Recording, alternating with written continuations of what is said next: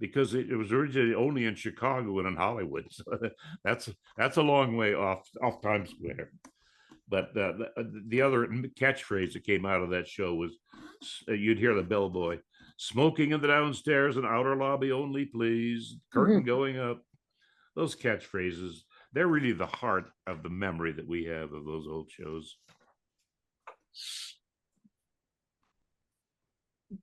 Bill, Hello? I also noted that you have the title King of Trivia. Can you tell us how that came about? Yeah, that was totally by accident, as happens with many great inventions like Velcro and Scotch tape and X-rays. You know all those stories, how they were by accident.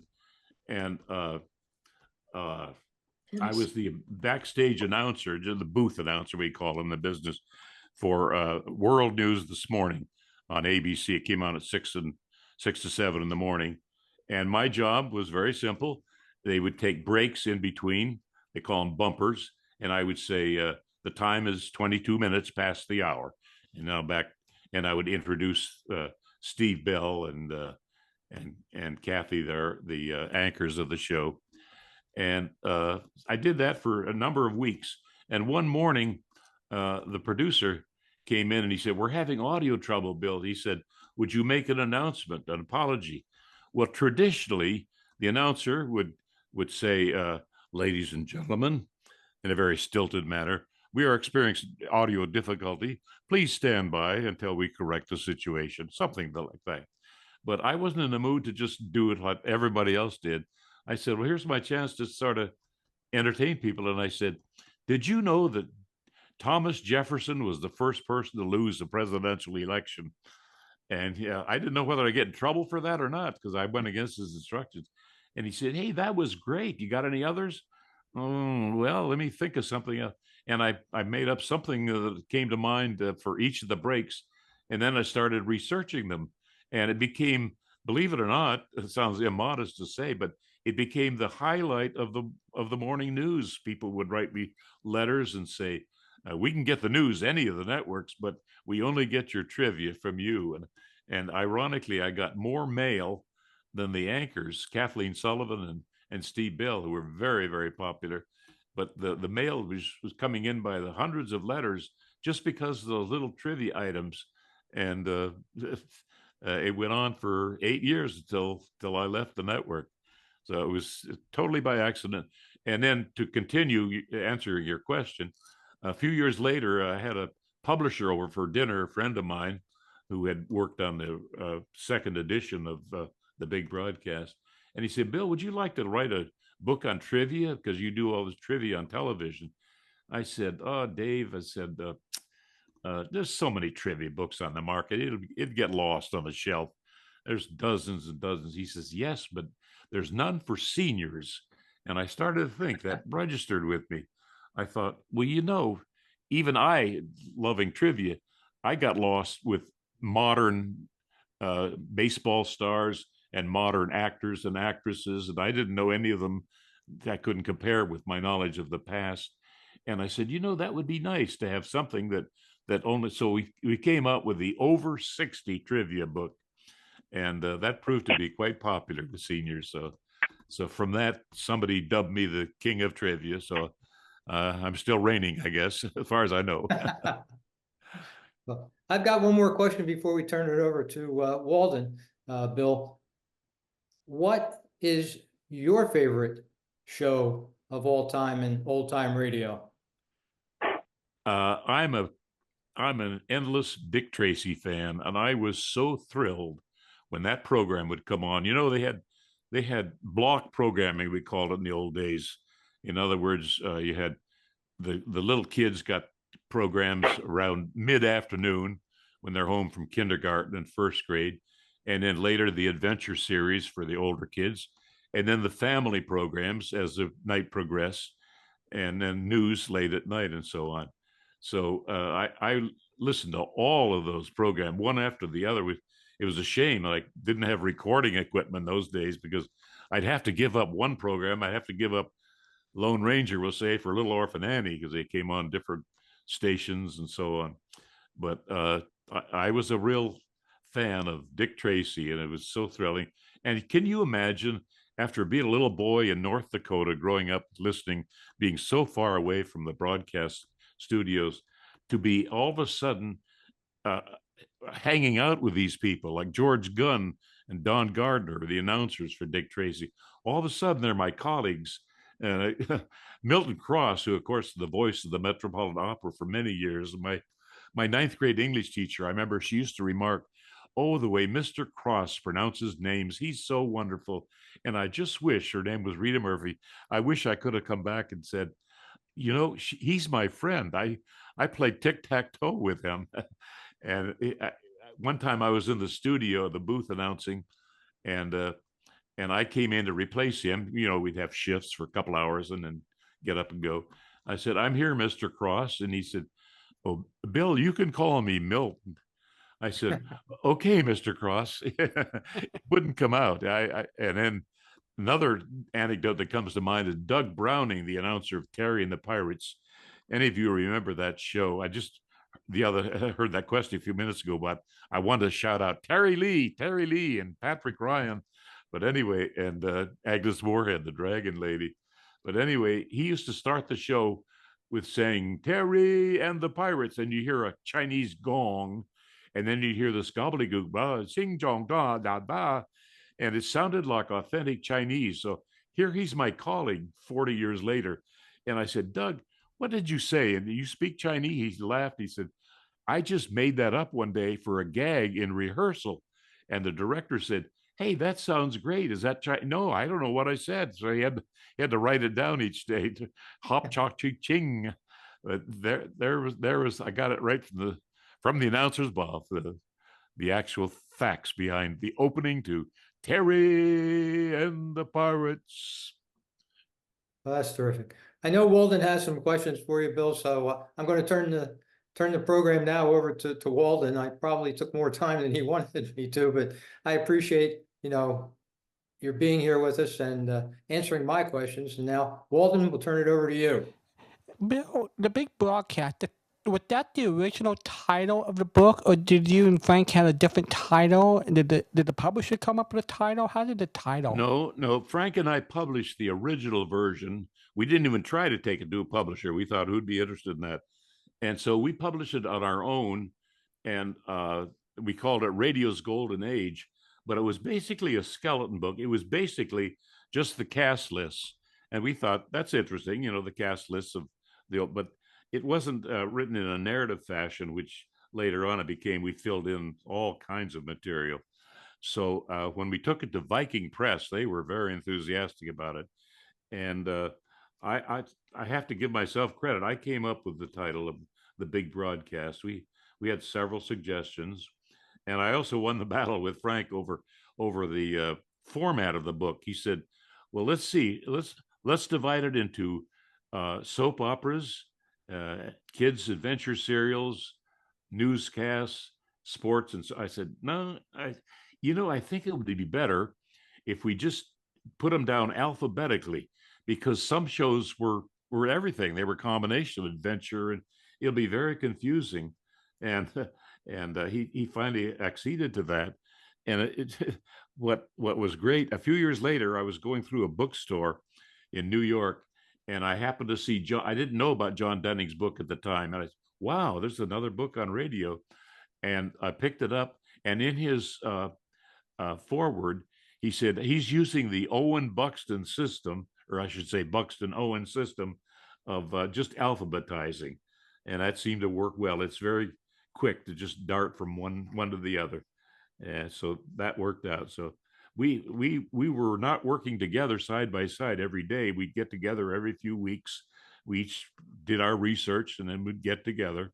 So it was a joint effort, but it finally became the big broadcast. So we're quite happy with that title. Did Viking have some guidelines that they only wanted the book to be so many pages? Did they have some guidelines for you and Frank to work on the book? Or no, they just took whatever we gave them. Nobody made any suggestions whatsoever.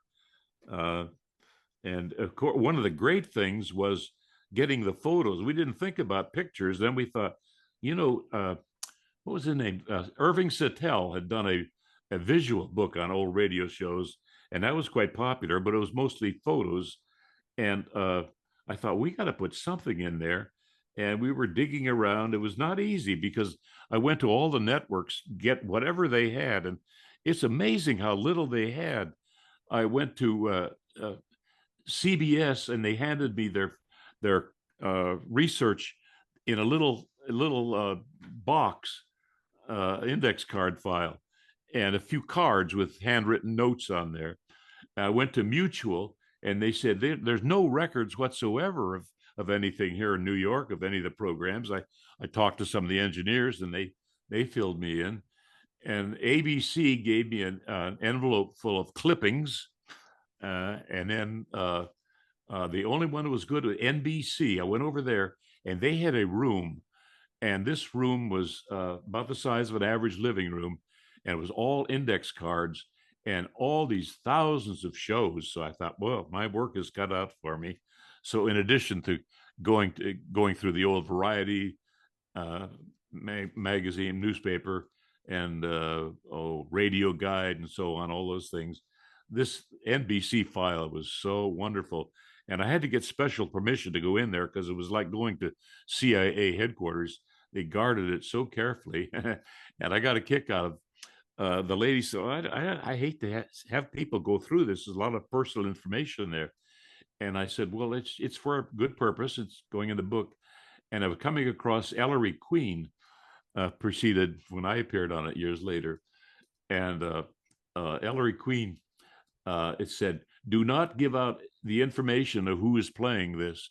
And I showed it to the lady. I thought it was cute. And she's, oh, that's why we shouldn't have let you in here. I don't think it did any harm 20 years later to that person to divulge his name. But were there any shows that were hard to get information on? Were there anything that stand out that was, it took a lot of work before you were happy with it? One in particular comes to mind, Mandrake the Magician.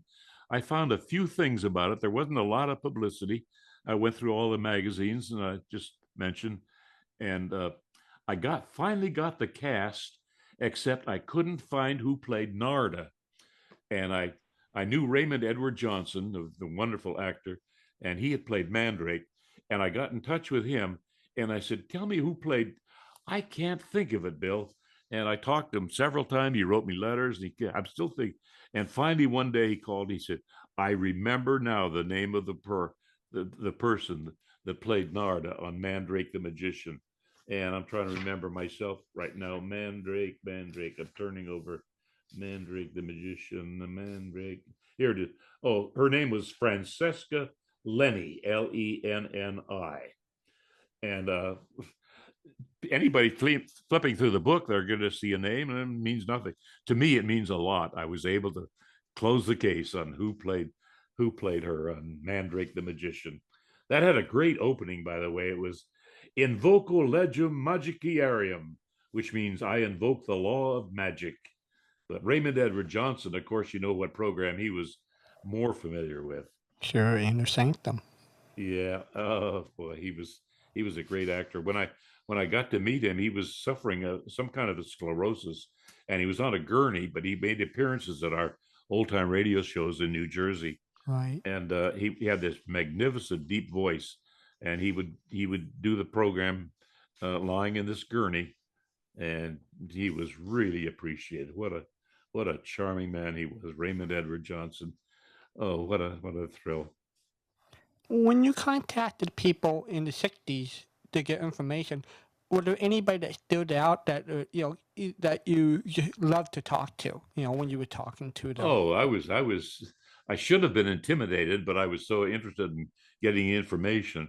But to talk to Jackson Beck, for example, I caught him at home, very informal moment, and asked him about the Cisco Kid, which he played. Of course, he was also the voice of Superman, faster than speeding bullet and so on. He did that.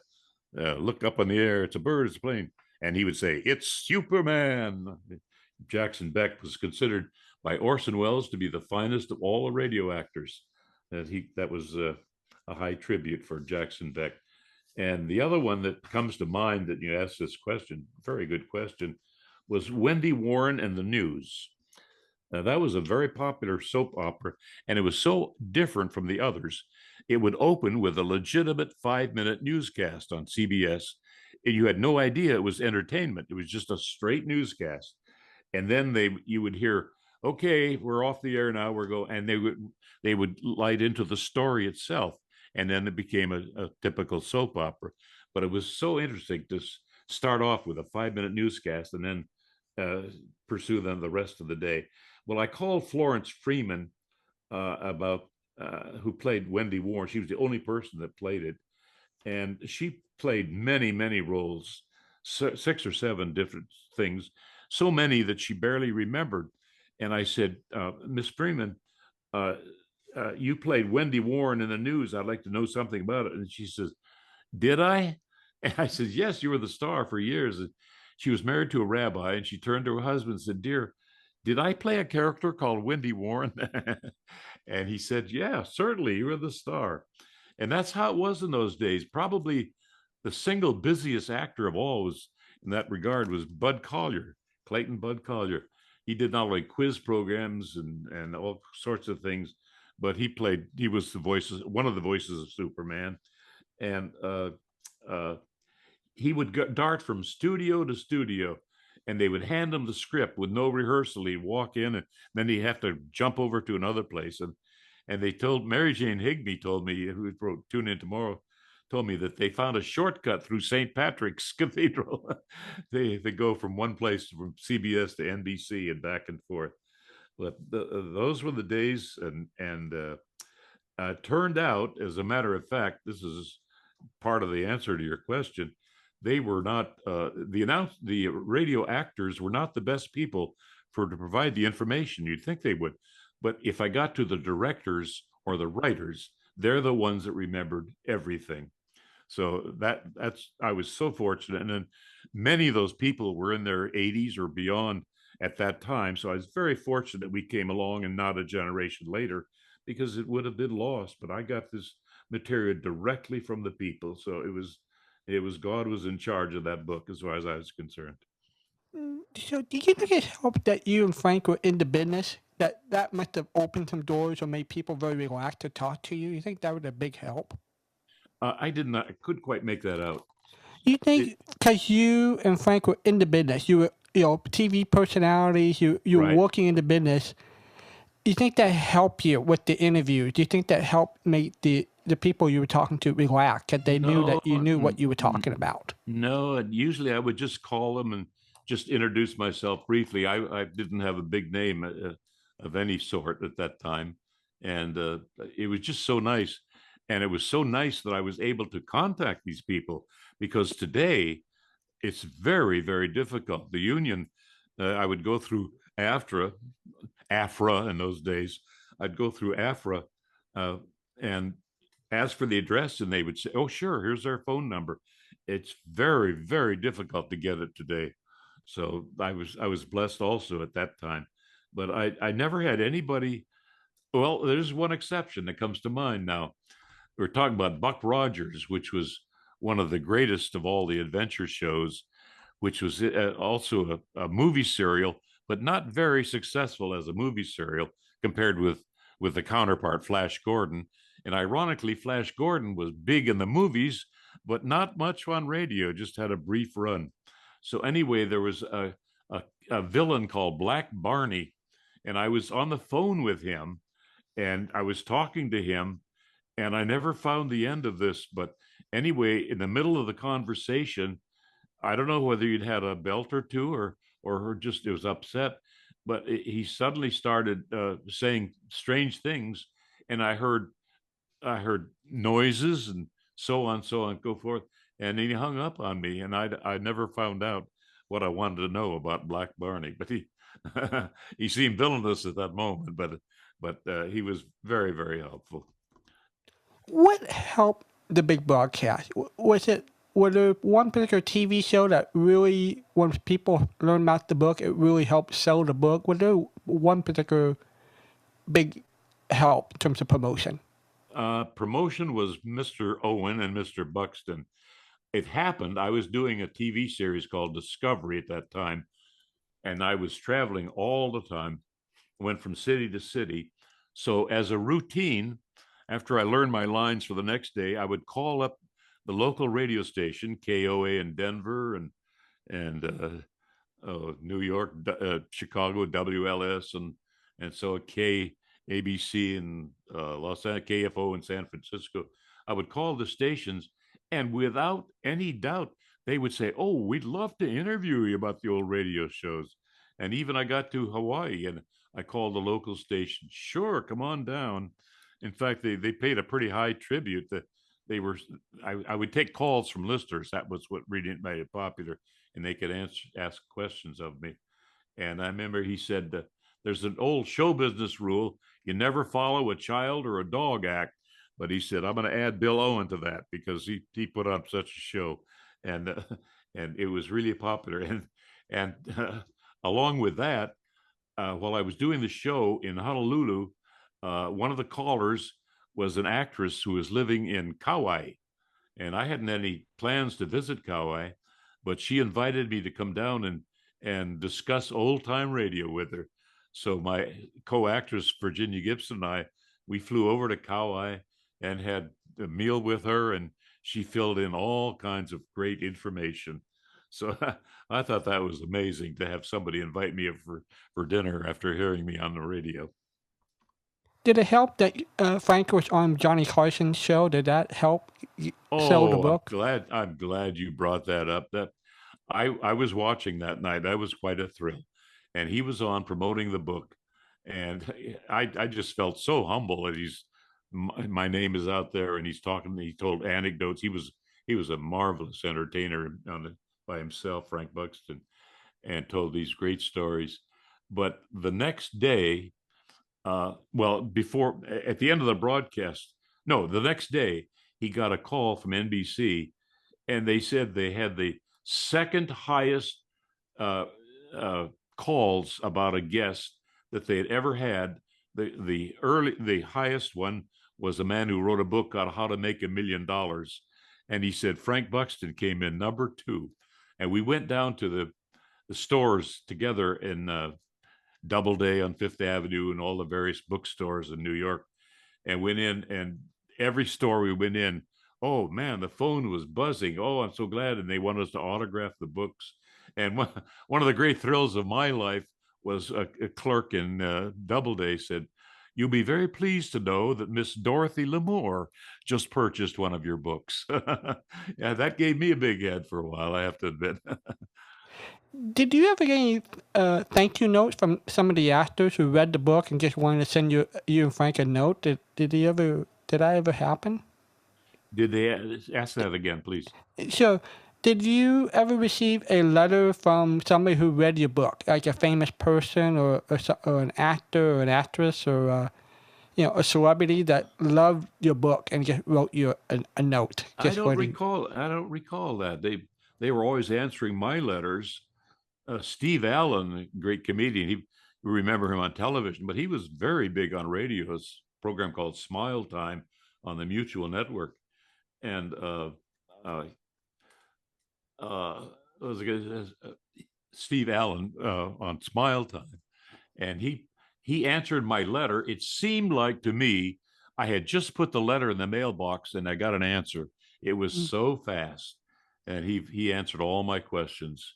He had large handwriting, I remember, which is a sign of, they say, of someone with self-confidence. It writes, instead of me, I write in little tiny letters, but he had this huge scroll across the page.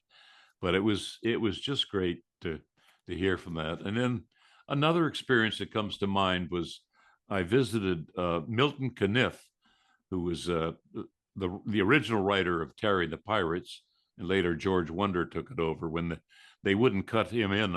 As successful as he was, they wouldn't cut him in on any of the money that he was making for Terry and the Pirates. So he just left the Chicago Tribune and went over to Steve Canyon and became just as equally big a strip.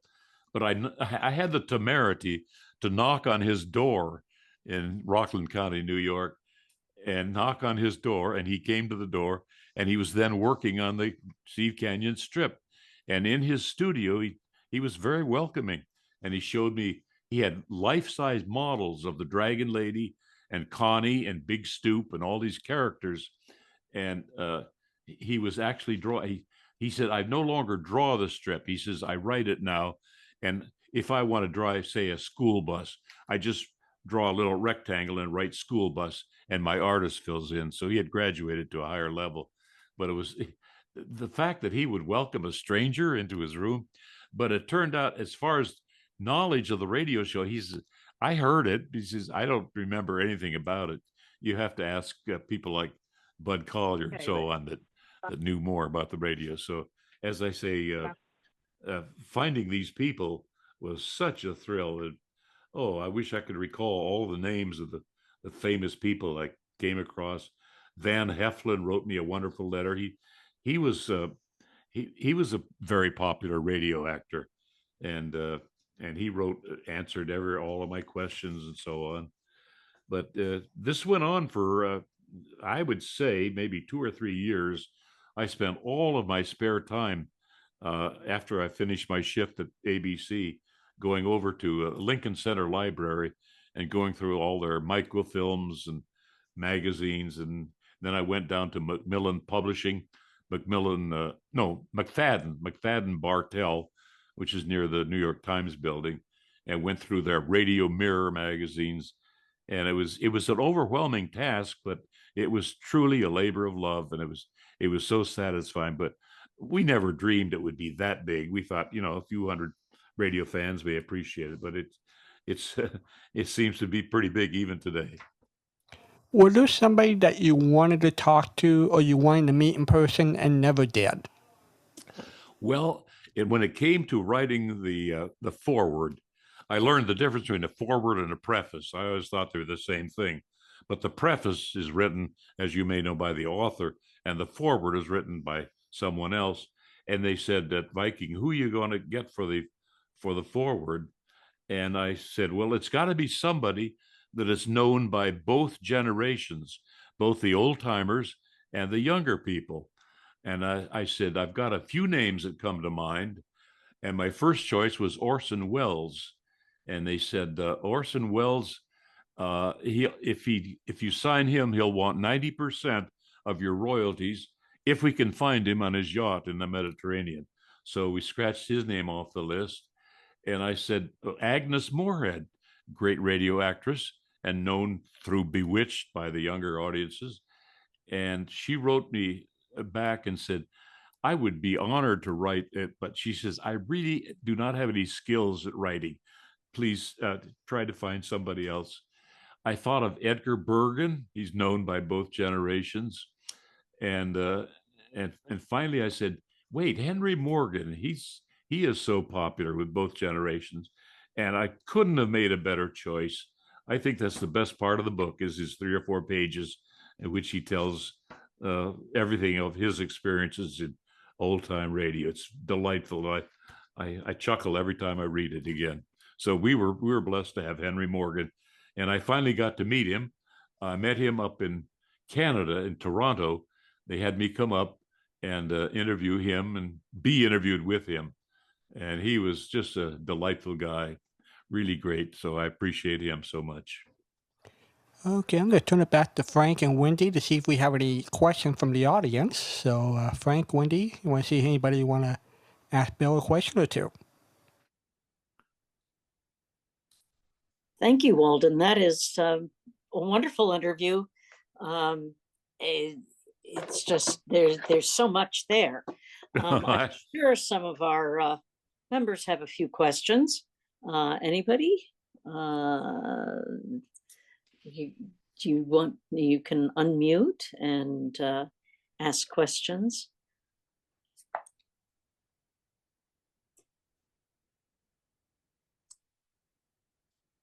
I don't know if they're having trouble unmuting or not, but this is, it is just wonderful to hear you reminiscing, Bill, about, and all the wonderful interviews you did and the people the very clever, which the strategy that you followed, and as you say, a true labor of love.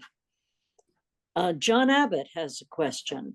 Yeah, it's very interesting to hear all the positive responses from various actors and writers and whatnot.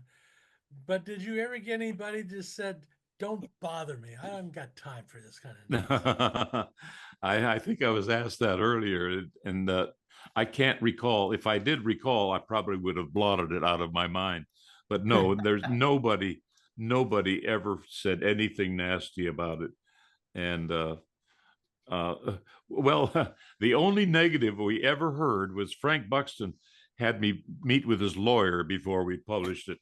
And the lawyer, believe it or not, tried to talk us out of publishing on the grounds that he says, you're not going to be able to get all the names and you're going to be omitting some names just by nature. You can't get every single name that ever was in radio.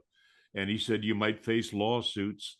And Frank was right on the verge of saying, maybe we should skip that. I said, Frank, let's take the risk. And we went ahead with it. And I never got any complaints. Nobody ever wrote to me and said, oh, you didn't do this, you didn't do that.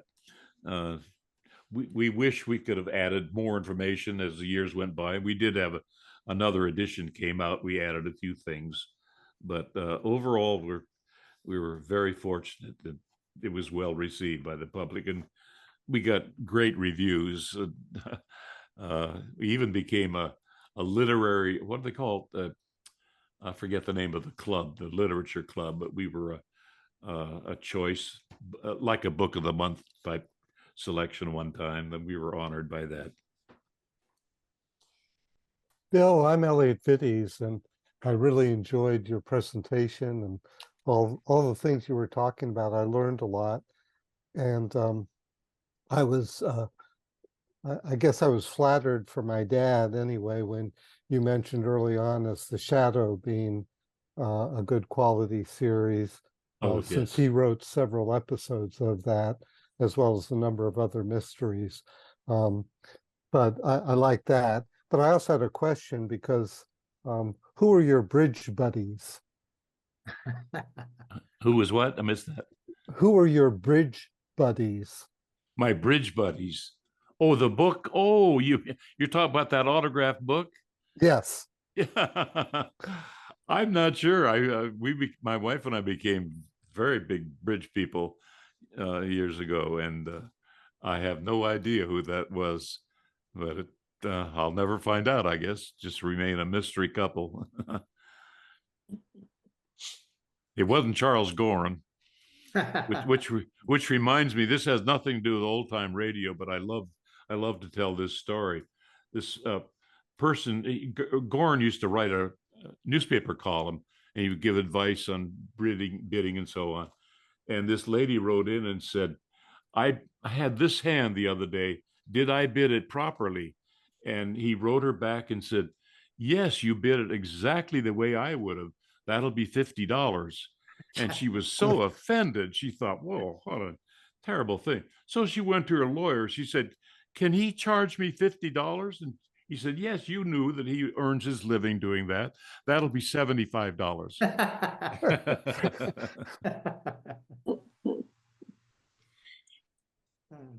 I have a question. Can you hear me? Yes. Hi.